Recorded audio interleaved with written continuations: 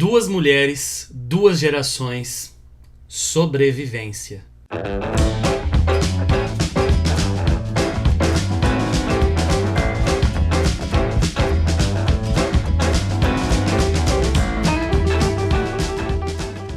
E aí pessoal, tudo bem? Sejam bem-vindos a mais um vídeo aqui da Acrópole. Hoje para falar desse livro aqui, Maria Altamira, da Maria José Silveira, publicado pela Instante em 2020. Eu não conhecia essa autora. Acho também que é o primeiro livro que eu li dessa editora. E pelo que eu vi é uma escritora que já publica há algum tempo, né? Curioso que eu só fui ouvir o nome dela agora em 2020. E sempre de maneira positiva falando desse livro aqui. E eu vou falar um pouquinho das minhas impressões de leitura, geralmente muito boas, desse romanção aqui, publicado no ano de 2020. Mas antes de acompanhar o conteúdo, eu peço para você se inscrever no canal, ativar as notificações, dar aquele like e compartilhar com os amigos, beleza? Bom, do que se trata essa história, né? Inclusive, vamos falar um pouquinho da capa, né? É interessante que eles conceberam a capa como um projeto quase cartográfico, assim, sabe? É difícil de mostrar, mas acho que dá pra ver um pouquinho. É uma questão de um mapa, né? Uma coisa assim do Brasil e um pedaço da América Latina, porque vai falar de duas personagens que estão aí ligadas, não só umbilicalmente, porque se tratam de mãe e filha, mas estão ligadas de maneira muito mais profunda, né? As duas lutam por sobrevivência, mas de maneira muito distintas, e têm uma relação com a realidade que as cerca muito diferente uma da outra, né? A primeira delas é a que a gente acompanha como protagonista na grande primeira parte do livro, que é a Aleli. A Aleli é peruana. Ela é peruana e ela sobrevive a uma tragédia muito grande na sua cidade, que realmente aconteceu essa tragédia, tá? A tragédia de Yungay, onde houve um deslizamento de terra. É um vilarejo no Peru. Houve um deslizamento de terra e a cidade foi soterrada, e por sorte a personagem ficcional da Aleli não estava no local naquele momento. Pelo menos teve uma parte da cidade que se safou. E ela estava nessa parte da cidade, não estava. Se ela estivesse na sua casa, ela teria morrido. O problema é que a sua filhinha, bem criancinha ainda, estava na casa no momento do deslizamento e a filha morre. A Aleli, ela fica completamente perdida. Ela perde o rumo na vida, ela não encontra um outro norte, ela não consegue ressignificar e ela sai numa errância. Uma errância que vai levar ela para inúmeros lugares da América Latina por toda a sua vida. Ela nunca para de errar no sentido de errância. Então dali ela vai para a Bolívia, vai para o Chile, vai para a Argentina, vai para o Paraguai e de repente ela porta no Brasil. E ali nesse meio tempo ela aprende a tocar uma música aqui, trabalha de empregada ali, e ela toca um instrumentozinho que ela traz com ela, feito de ossos e tal. Isso desperta a curiosidade nas pessoas. Ela não consegue desenvolver laços muito grandes e ela tem muito problema com isso, né? Porque o grande laço afetivo era com a filha e a filha morreu nesse desastre. Então ela entra no Brasil nos anos 70 e 80, ela passa por esses países entrando no Brasil, inclusive há várias menções de governos ditatoriais, de perseguição política, muito fortes ao longo do livro. E ela vai chegar então no Brasil, ela anda pelo Brasil, ela chega no Pará. Ela chega no Pará e conhece um homem simpático, um homem querido, né? E esse homem, na verdade, ele é um Yudjá.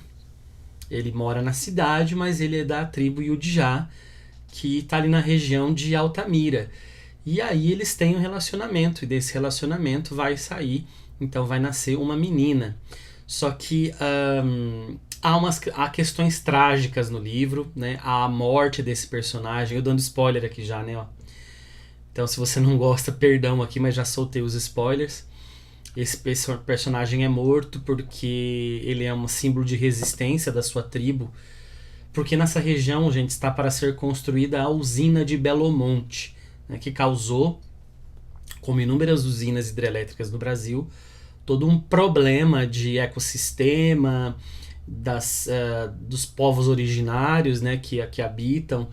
Então, e também há toda uma causa que acontece nesse lugar. E então nasce a Maria Altamira, filha da Aleli. Essa é a primeira parte, né?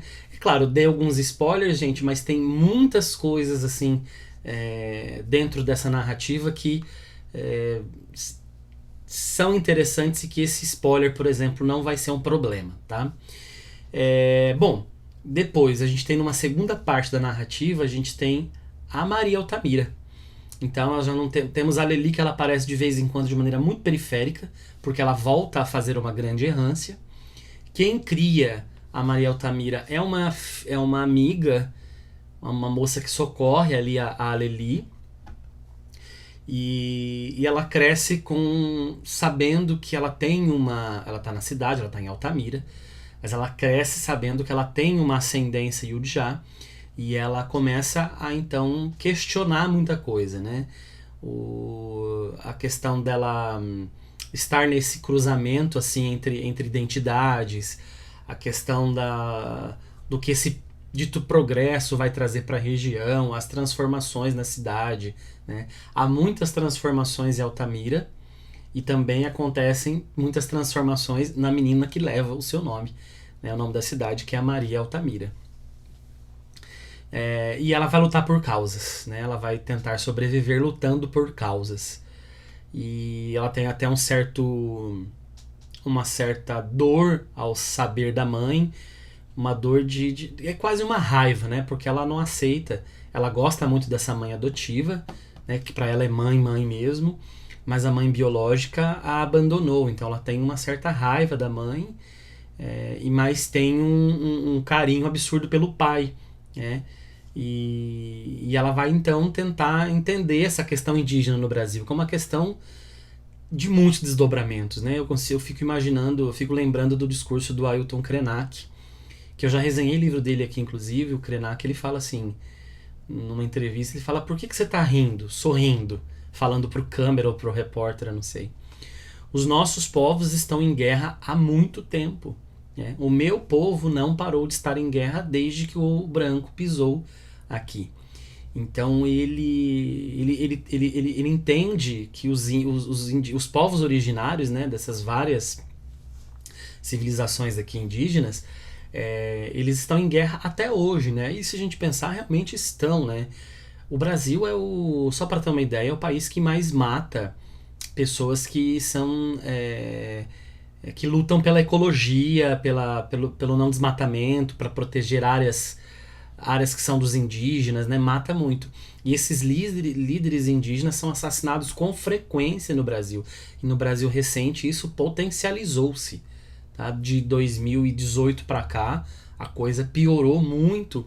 E a gente vê todos os dias, todos os dias não, mas a gente vê com muita frequência muitas notícias de líderes indígenas que são assassinados por poceiros, por gente que quer invadir as terras, ou pessoas que vão ter seus negócios abalados por conta de uma luta indígena. Então realmente são povos que estão em luta há muito tempo. E a Maria Altamira, ela vai encarnar isso, ela vai tentar entender numa unidade desses povos, de certa forma, que são diferentes. A gente costuma achar que eles são a mesma coisa, mas eles não são, eles são diferentes entre si. Mas a pensar nessa unidade, o que os reúne no fim, né? É essa luta contra esse progresso, entre aspas, que é um progresso que só privilegia as elites e que sequer considera os ribeirinhos e a população indígena muito menos, né? E então ele aponta para uma questão identitária indígena, mas também aponta para uma latinidade, né? Quando a gente vai fazer a relação com a Aleli.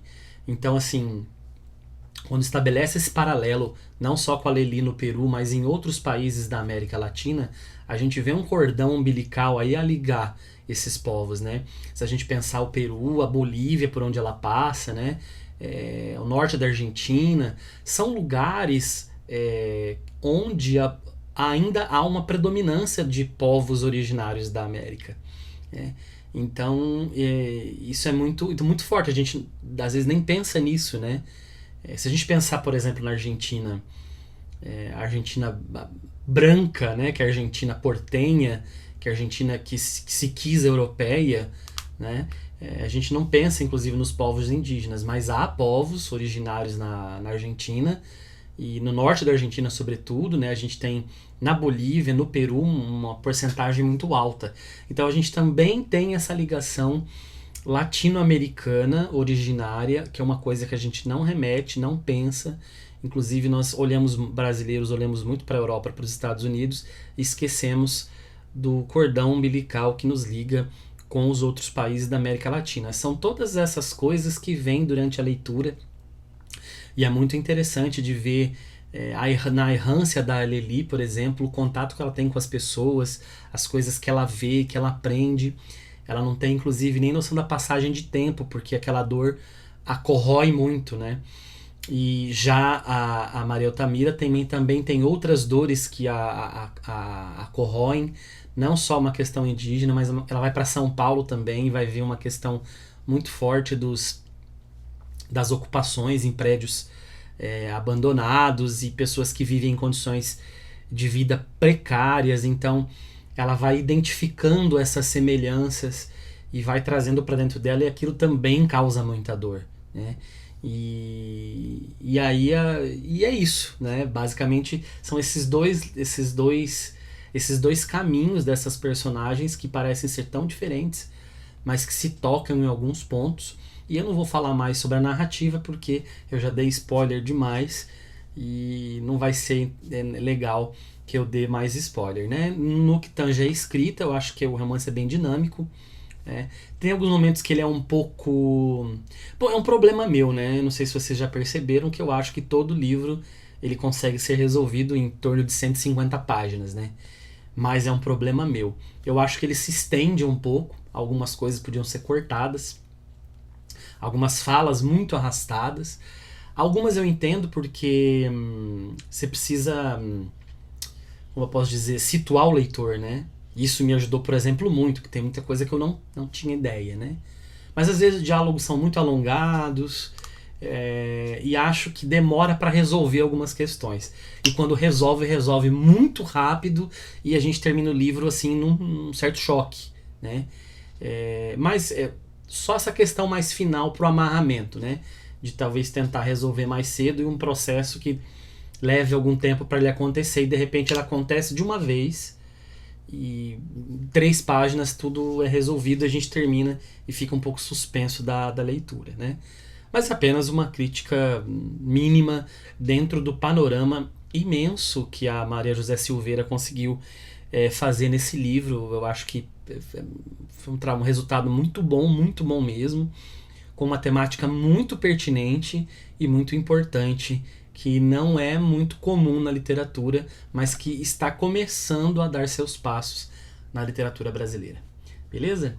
E aí, você já leu esse livro? Já leu algum livro da editora Instante? Já leu algum outro livro dessa autora? Já leu algum outro livro que trata dessas questões também? Escreva aí nos comentários.